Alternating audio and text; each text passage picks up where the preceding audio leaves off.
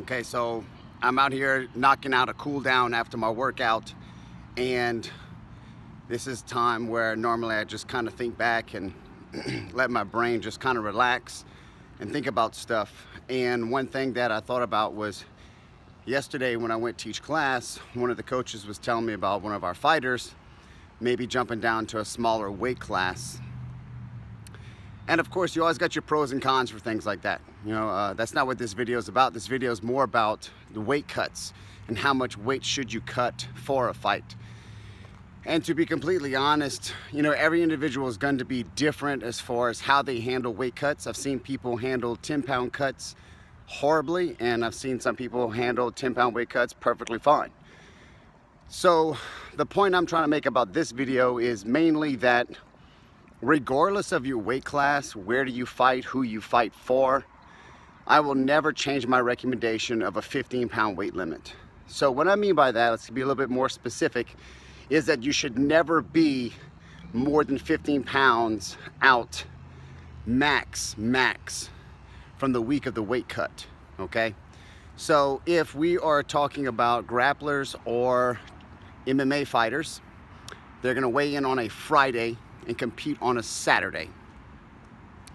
It is important that you're at a 15-pound max cut. Now, you can be 20 pounds, 25 pounds above your weight class, but during training camp, leading up, like starting 6 weeks out, 8 weeks out, a very slight low cut till you get down to anywhere below 15 pounds from your weigh-in weight. So if you were a 185-pound fighter, you had to be 185 pounds. You should not walk heavier than 200 pounds come week of weight cut. This is just simply for the fact that you cannot hydrate up cellularly within 24 hours properly.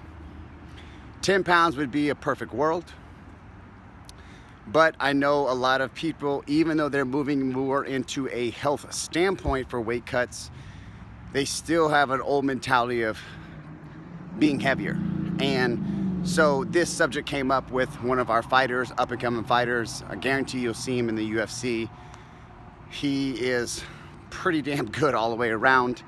And the argument was that he was too short, not too heavy, not too light, too short for his weight class. Because people at that level, which I understood from being there myself in the UFC, the height advantage is quite drastic when you sometimes see these people. But I told him once again, you gotta look at it from a long-term health standpoint, okay? And even if he is the shorter guy, there's always advantages. The shorter guy is always gonna pose a different advantage to get in and out of positions easier than the longer guy. And the longer guys will be better at reaches and things like that.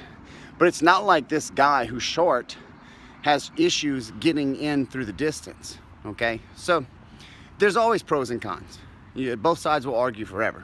But my recommendation to you, which will be coming up soon in a PDF booklet, is how much weight to actually cut and how to cut it safely and effectively. And what I mean by safely and effectively is not only will your performance be a peak performance on fight night, but your health and your heart will thank you for it long term down the road, where you're starting to see a lot of athletes nowadays suffer the effects of scar tissue inside the heart from very dehydrated conditions.